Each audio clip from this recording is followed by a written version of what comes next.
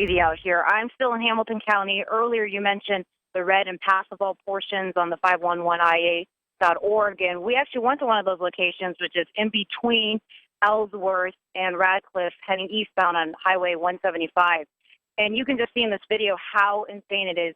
When they say whiteout conditions, this is what we're talking about. You cannot see what is in front of you. Visibility is pretty much at zero. And it's pretty scary when you're out there because you don't know if there's something in front of you that you may smack into. And I spoke to a woman at the Ellsworth rest stop over there, and she mentioned that she was heading southbound on I-35 from Clarion, heading to Ames. And she told me it took her 5 hours just to get to the Ellsworth exit from Clarion. And that's because she saw lots of cars and ditches, and at points they were just stopped, the traffic. She had to open her door, her driver's side door, just so she could see the yellow line on the blacktop to make sure that she was within the lines and not in the ditch.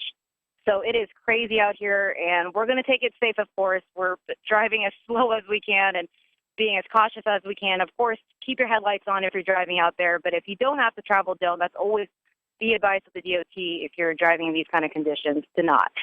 Molly, so we'll keep you updated as we get these updates.